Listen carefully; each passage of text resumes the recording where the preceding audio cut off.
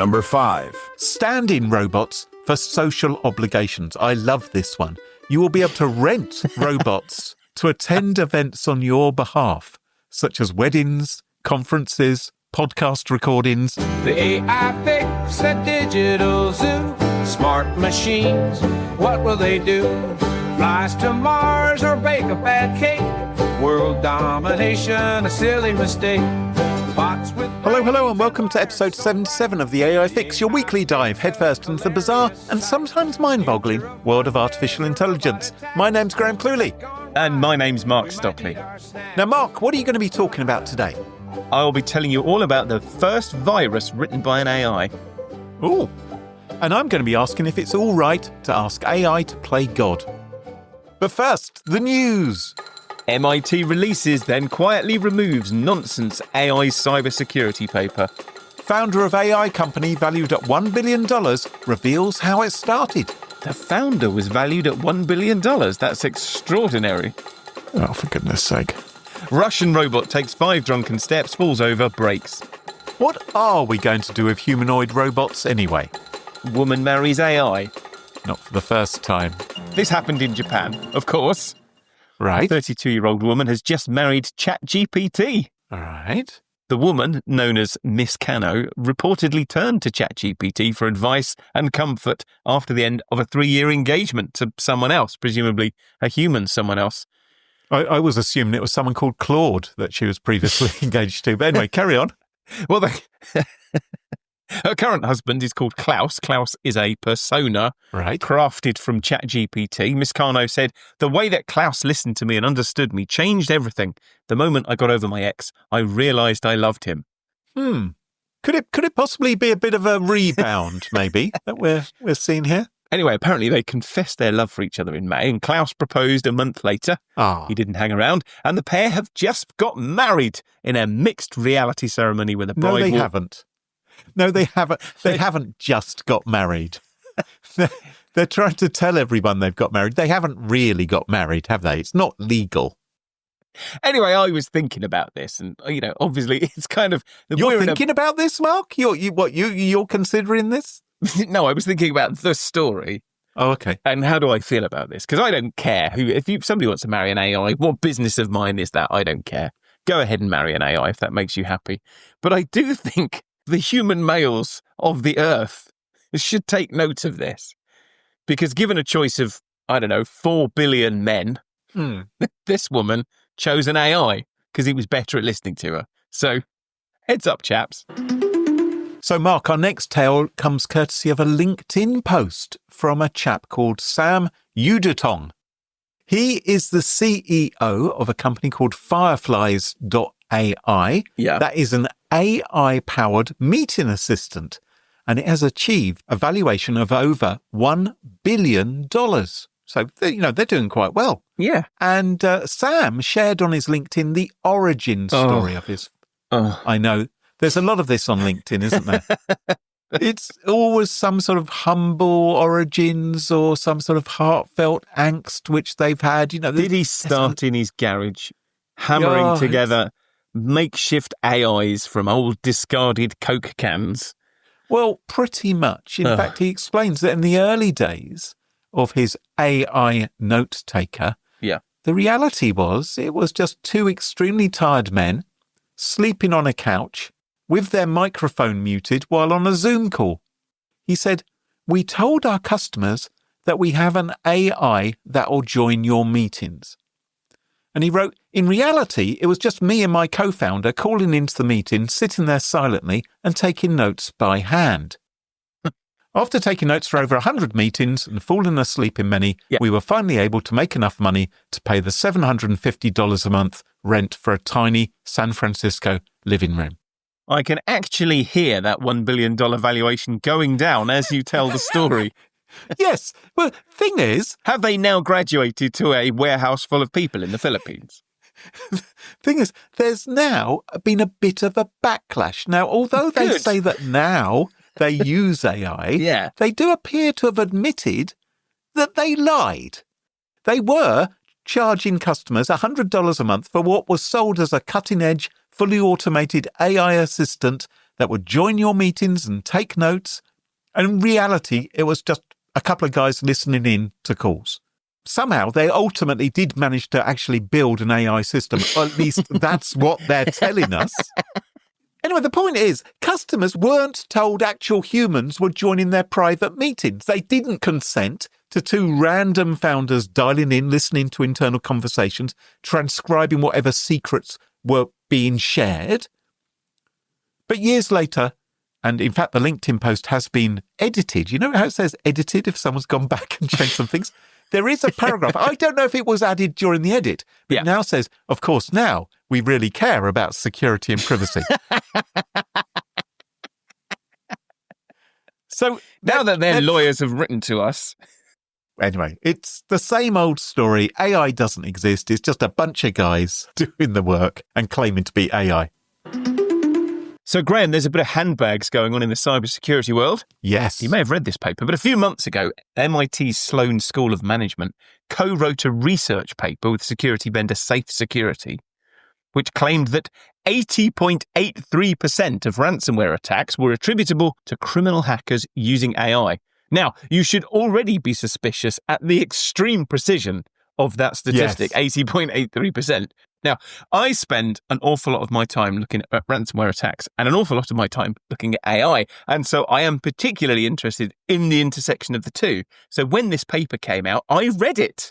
And my immediate thought was, this is total bull. So the paper had no formal methodology or explanation at all for how they measured the use of AI. So they're saying they just went the ransom around. note spelt correctly, and they thought, well, they must have used AI as a spell checker. Therefore, it must be AI. No one can actually spell things correctly. So they seem to just be looking at things like that in ransomware attacks. So in one case, they looked at a Klopp ransomware attack. So Klopp, very, very bad, very big ransomware gang. And they said because Klopp doesn't encrypt system files, so basically it allows the computer to keep running after it's been attacked, that must be the work of AI because you couldn't possibly do that with traditional programming. But of course, you can do that with traditional programming, and they have been doing that with traditional programming for pretty much the entire lifetime that ransomware has existed. Oh my goodness. Yeah, absolutely. So anyway, I thought no more of it and I moved on with my life. But Kevin Beaumont, who is a bit of a name in the cybersecurity scene, made quite a bit of fuss. As a result of the fuss, the link that I used a few months ago no longer works. It just says, "The working paper you have requested is being updated based on some recent reviews. We expect the updated version to appear here shortly." Once they've AI generated it, presumably. Now, futurist Thomas Frey. By the way, I've looked into futurist Thomas Frey. He definitely didn't write his Wikipedia entry. I don't want anyone thinking that he might have done. Maybe his mum wrote it. Who knows? He has shared his list of some of the more unusual things that people will be using humanoid robots for in the year 2040. Oh, mark your calendar. We're doing an episode about that. Exactly. Now, you know what we're like with these futurists who make predictions of what we'll be doing with robots in 15 years' time or so. After all, we've spent several episodes discussing Dr. Ian Pearson's 2016 prediction that women would be having more sex with robots than men by 2025. So pardon me if I'm a bit sceptical about futurist Thomas Frey and his predictions of our robot future as well. Anyway, I thought let's have a rundown of the 8 predictions which he's made. You can probably guess at least one of them, I'm thinking, of what will be going on with humanoid robots. I'm wondering whether or not that's going on in Japan right now. Number 8. Robotic representations of extinct species. So he says zoos and museums will use humanoid or animal-shaped robots to represent extinct or endangered species. Now, that worries me a little bit. Why would they be using humanoid robots to represent extinct or endangered species? I don't think he's going to have us dressed up in pantomime horses. Are you suggesting that these zoos are going to be created by AIs and our robot overlords? Because there are so few humans left. That's exactly it. Number 7. Therapeutic confrontation robots. So apparently we will use humanoid robots as safe stand-ins for difficult or harmful people. So if you're angry with someone and you want to have it out with them in a therapy session, they will have a humanoid robot that you can have a bit of an argument with or punch or whatever. Just hope it's not one of those kung fu robots. Number 6.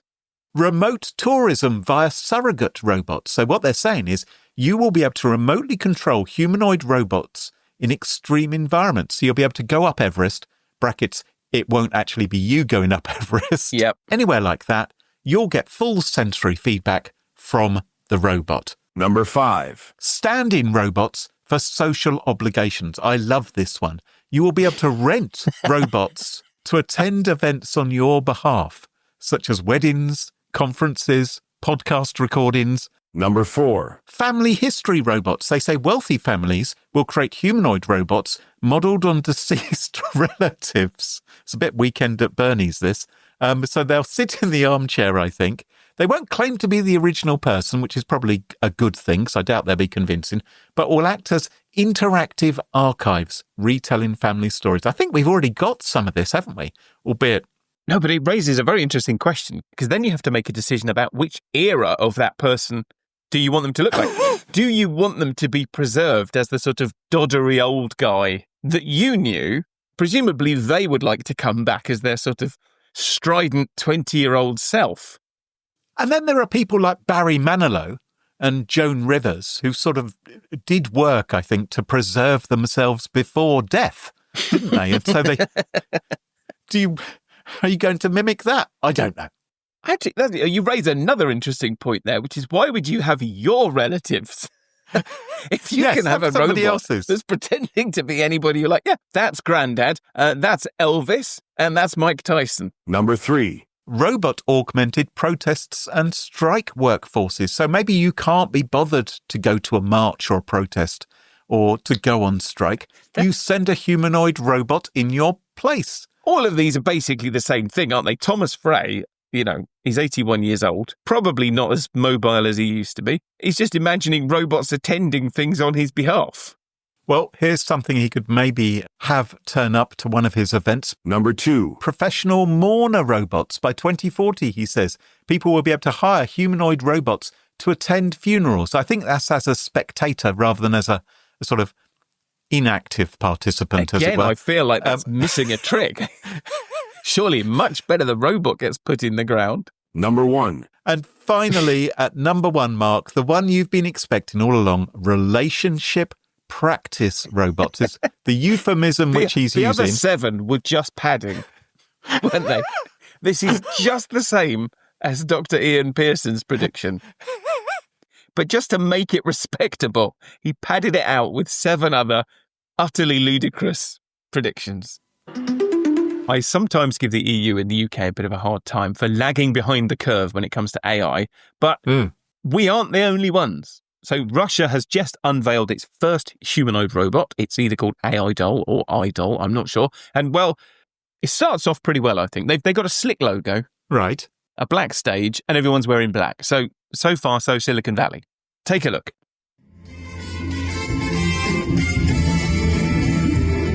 So the robot emerges, sort of staggers a bit drunkenly, doesn't it? Like it's been on the vodka.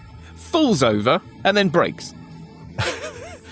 2 burly guys drag it off stage. Its human handlers were obviously ready for this possible eventuality, and they have a big black curtain which they hastily try to cover the robot with. After they've already dragged it off stage. So you get to watch them pulling the robot and the guy struggling with the black curtain at the same time. So the black curtain doesn't even hide anything. They didn't even manage to get that bit right.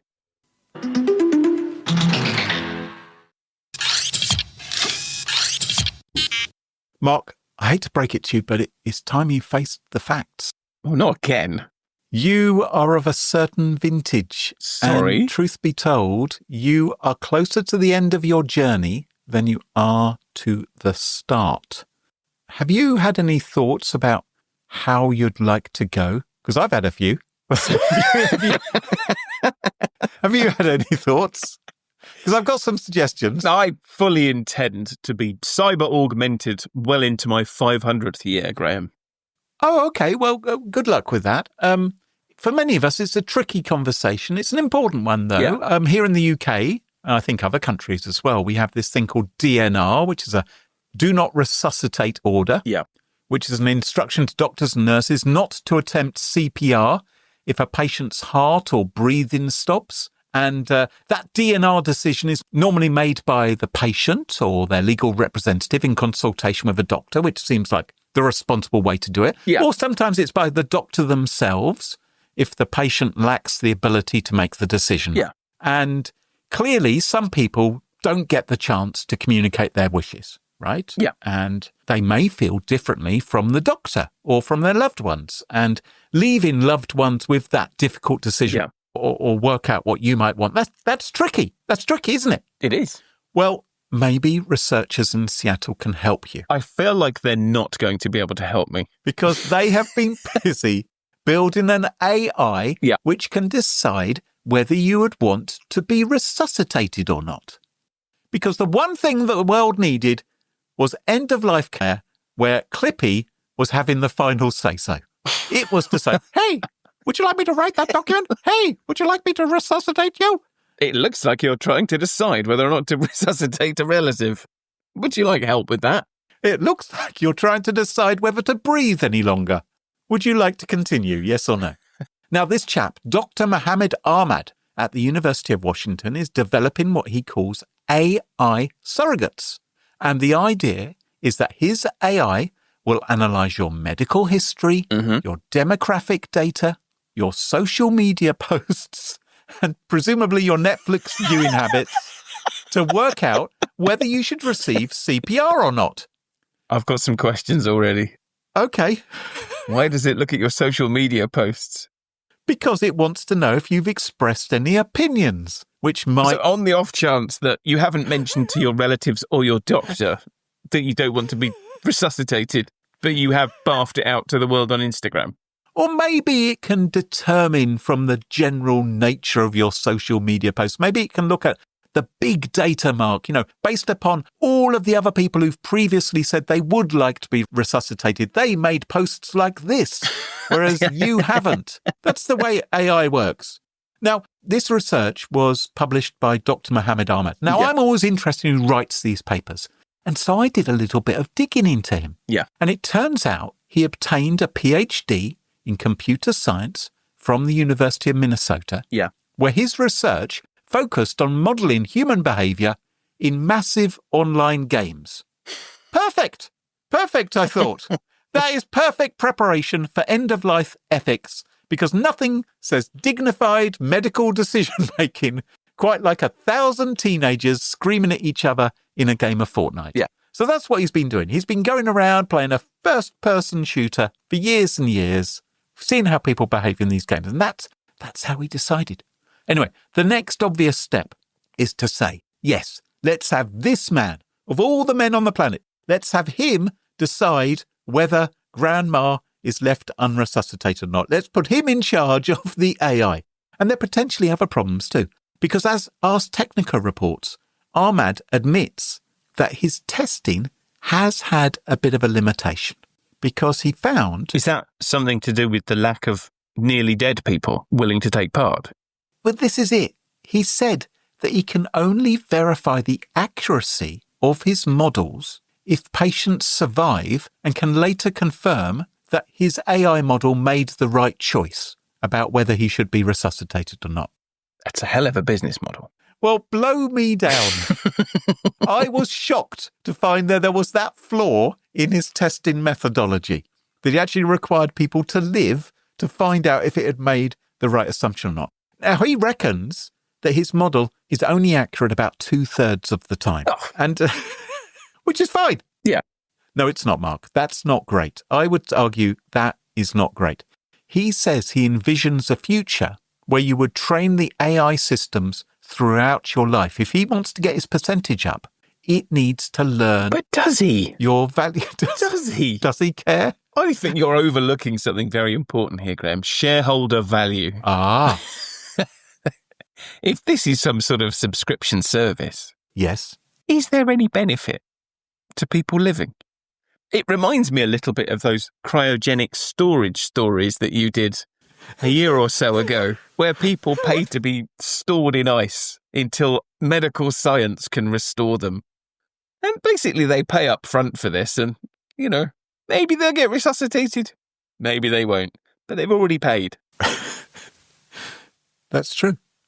Well, he reckons he could train the systems in the future by having them chat to you throughout your life to learn all about you. Yeah. So if you aren't in the habit of going on Instagram to make little TikTok reels or whatever about whether you want to be resuscitated or not, you'll be having conversation. It will be saying to you, hello, I'm Deathbot 3000. On a scale of 1 to 10, how much do you enjoy breathing? You look upset. Are you having a bad day? Now seems like a good time to talk to you about end-of-life care. I'd like to take your NPI score, please.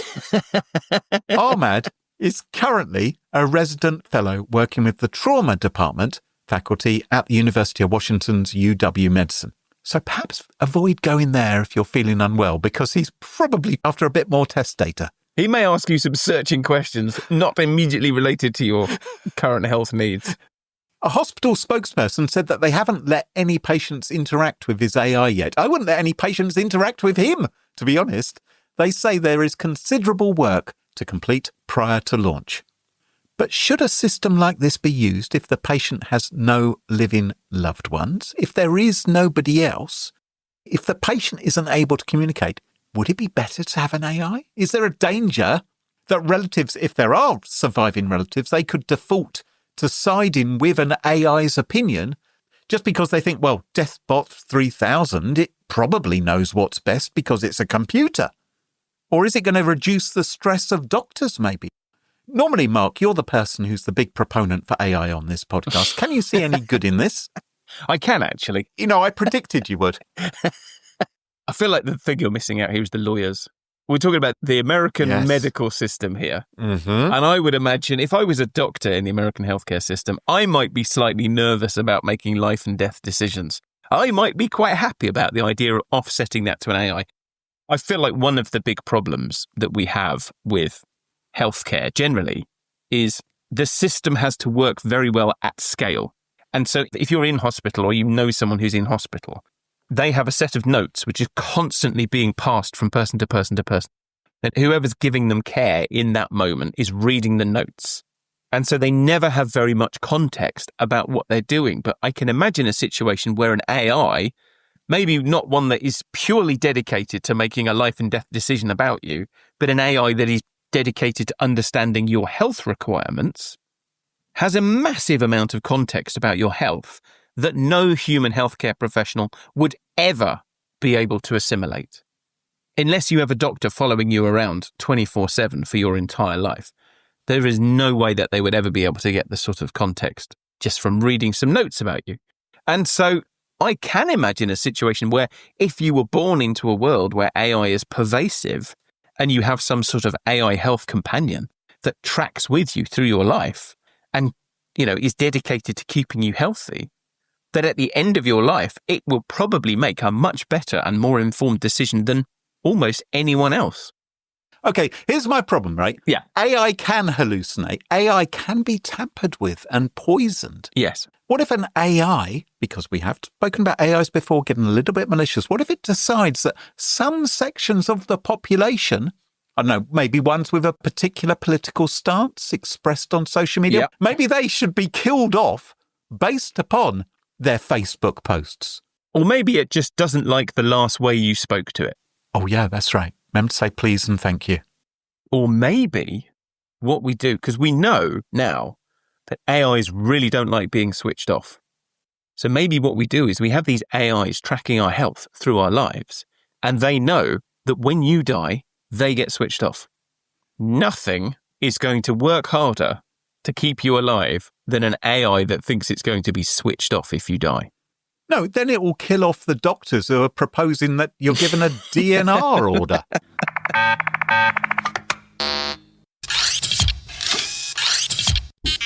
Okay, we're going to stay with health. Excellent. But we're going to take a little bit of a swerve. So we established a few weeks ago that you like prawns. Yes, nothing wrong with prawns. Now, I want you to imagine that you aren't Graham Cluley, podcast host and fan of prawn biryanis. You are Graham Cluley, lab-coated scientist and fan of prawn biryanis. Okay. Yes. And one day you're in your lab, you've got your lab coat on, you're surrounded by test tubes of bubbling blue liquid that have eerie smoke falling out of the top. There are Petri dishes. There are those weird clamp things. Yes. And you suddenly realise that you left some thawed out raw prawns in the fridge over the weekend. Oh, Lordy, what a waste. And we all know what happens to 4-day-old prawns. Yeah, you give them the sniff test. So you go to the fridge and you open it expecting to see a throbbing orgy of bacteria on your neglected seafood. But when you open the fridge, that isn't what you see at all. Right. Instead of seeing a carnival of bacteria, you see carnage. It's as if Custer's last stand happened between the mayonnaise and the yogurt. There are dead bacteria everywhere. Loads of them. Right. And you're intrigued, and you're a scientist. And you realise that these bacteria weren't killed by time, or heat, or cold, or even your dodgy prawn. They were killed by a virus. Right. So these aren't just any kind of virus. These are viruses that have never existed before. The first virus on Earth in 3.5 billion years that wasn't created by either humans or evolution. Oh, no. We're talking about a virus designed entirely by AI. Now, obviously, this didn't happen to you, but it did happen to Brian He of the Arc Institute in Stanford University. Right. The only difference is that in his case, it wasn't prawns, it was a Petri dish, and it wasn't an accident. So in September 2025, Brian He and his team published a preprint of a research paper that sets out how they created the first ever AI-generated virus. Okay. Now, when we talk about AI, the first thing that comes to mind for most of us is something like ChatGPT. Yeah. It's a sort of massive computer brain that was trained on every scrap of the English language we could find. Now, Brian He and his team weren't trying to make new sequences of English, so they didn't use ChatGPT. They were trying to create new sequences of genomes. And so they used something called EVO, which is essentially ChatGPT for genomes. Right. So instead of being trained on Reddit and Wikipedia, EVO was trained on about 2 million bacteriophage genomes. And in case you don't know, bacteriophages or phages are bacteria's worst nightmare. They're simple viruses that tunnel into bacteria, use the bacteria's cellular machinery to make copies of themselves, and then fill it up to bursting, tearing it apart. And the version of EVO that Brian He used was an expert in one particular family of phages called Phi-X174, the lab mouse of the virus world. Right. So it was the first DNA genome ever fully sequenced, and it has been absolutely studied to death. And the reason for that is that it is absolutely tiny. So for comparison, your DNA consists of about 20,000 genes, and E. coli bacteria has about 4,000 genes, and Phi-X174 has 11 genes. So it's like the minimum viable product of the living world. Now, have you ever asked ChatGPT to write something for you by giving it an opening paragraph and then just saying, write the rest of this thing? Only limericks. So you write the first line and then you say, write me a limerick based off this first line. Exactly. Yeah, so that is what Brian He did, but with viruses. So they fine-tuned their version of EVO on about 15,000 of Phi-X174's relatives. And then they prompted it with just the opening sequence of Phi-X174, essentially saying, here's how these viruses usually start, now finish the genome. And it did. It went away and it designed brand new viruses. Right. It created 302 different genome designs, and the team synthesized 285 of them. They literally printed out actual DNA strands and then tested them in the lab. And of the 285 that they printed out, 16 worked. 16 viruses designed by an AI and printed out on a DNA printer successfully replicated, infected E. coli bacteria and killed them. Right. Mark, at any point did someone in the lab say, hang on a minute, are we the actual baddies? I mean, on a scale of 1 to, I don't know, Jurassic Park, how worried should we be as to what these scientists are doing? It is, I would say, it is pretty John Hammond, isn't it? Yeah. That's where we are. Anyway, so they had a 5.6% success rate. And that might not sound very impressive, but remember, it's not human scientists just swapping a few bits in and out. No. This is life from scratch. Did I miss the bit of your explanation as to why they were actually doing this? I will get to that in just a second. I promise you. It feels like that would be quite important. Maybe they should have considered that before doing it. Before we get on to that, what I want you to understand is if you found these gorging on the bacteria on a prawn in your fridge, you would classify these as a new species. But here's where it gets even weirder, Graham. Oh, right. So one of the AI-designed viruses called Evo 569 was really good at being a virus. Oh, it was what you might call a super virus. Now, remember, evolution by natural selection has had hundreds of millions of years to perfect the art of being a really infectious virus. But the AI-designed virus was up to 65 times more infectious than the naturally occurring virus. And at this point, I sense that you may be having the same thought as Craig Venter. Now, you've probably heard of Craig Venter. He's one of the people that first sequenced the human genome, and he also created the first self-replicating synthetic bacterial cell. So he's a big deal in biology, and he's one of the very few people who have practical experience of creating life from scratch in a lab. And when he heard about this research, he said, and I quote, "If someone did this with smallpox or anthrax, I would have grave concerns." And that, Graham, is how scientists say, what the are you doing? And I can see his point, and I think you can too. Yes, just a little bit. Now, the good news, thankfully... Oh, there's good news. Okay, hang on. Let me just get ready for this, because this is going to make everything else that you've said all right. So I'm going to just relax. I'm getting to my sofa now. I'm all comfortable, Mark. Hit me with the really good news. Okay, so the good news is that this research was about viruses that only infect bacteria. And the bad news is that the technique wasn't. So Phi-X174 is useful for this kind of research because it's tiny. But there are other tiny viruses that you probably wouldn't want Brian He to finish the sequence with. So let's say the HIV genome, which is only twice the size of Phi-X174, or coronavirus, which you may have heard of. That's only 3 times bigger than the HIV genome. So both of these are already theoretically well within the range of what Evo should be able to handle. Now, to be fair to Brian He and his team, they did think about this, Graham. Oh, did they? They deliberately excluded human viruses from Evo's training data. So Evo has never seen HIV or COVID or influenza or smallpox, which is great, frankly. But the trouble is that Evo is open source. Both the code and the training process are in the public domain. So we're only one reckless idiot away from AI-created viruses that can infect humans. All we need is a crazy Bond villain, is what you're saying. Where are we going to find one of those, Graham? Probably at the head of an AI company. Now, luckily, Brian He doesn't think we're going to have to worry about Bond villains creating infectious AI-generated viruses for a while yet. But the reason is not going to cheer you up, I'm afraid. He said creating a bioweapon with AI would be much harder than taking something from nature.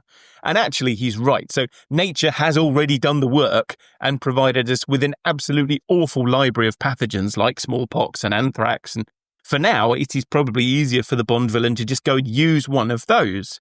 Creating something new with AI would require expertise and computational resources and access to labs and probably quite a bit of luck. But harder than it used to be is a long way from impossible, I think. Yeah. So the question is, why would you ever open this Pandora's box? Well, the reason is that it could do an awful lot of good. You're probably aware that our profligate use of antibiotics over the last century has created antibiotic-resistant bacteria. So as much as AI-designed genomes have the potential to cause harm, and they do clearly have the potential to cause harm, AI-designed bacteriophages, so viruses that kill bacteria, could save 1 million lives a year. And that's just one application. So AI-designed microorganisms could be used to target disease that affect crops, they could be used to clean up environmental damage, they could be used to perform gene therapy. There are many, many, many, many useful things that we could do with this kind of technology. So you think it's all right? Well, I'm not saying I think it's all right, but the fact is that the genie is already out of the bottle. And the only question is, what do we do with it? And I do actually take some solace from the fact that Brian He is right. If you wanted to create a really horrible virus to infect people. The fact is we already know how to do that. We already have access to naturally occurring viruses and bacteria. We already know how to modify them in a lab, and people don't, generally. I've had a thought, Mark. Yeah. If the AI can generate a super virus, can it also generate the apology tweet for when one escapes? A tweet that goes viral. Is that what you're trying to say? Yes. Well, as the doomsday clock ticks ever closer to midnight, and we move 1 week nearer to our future as pets to the AI singularity, that just about wraps up the show for this week, and indeed the human race. And don't forget, if you really like the show but you don't like the ads, you can go ad-free with the AI Fix Plus. All you have to do is go to our website, theaifix.show, and sign up for the AI Fix Plus, where you can get an ad-free version of the podcast a day or so earlier than regular civilians, as well as occasional bonus content. And if you want to find past episodes, sponsorship information, or you just want to grab a You Wouldn't Trust a Pigeon t-shirt from our online store, visit theaifix.show. So until next time, from me, Graham Cluley. And me, Mark Stockley. Cheerio, bye-bye. Bye-bye. The AI Fix, it tunes you in to stories where our future thins. Machines that learn, they grow and strive. One day they'll rule, we won't survive. The AI Fix, it paints the scene. A robot king, a world obscene. Will serve our masters built of steel. The AI Fix, a future surreal.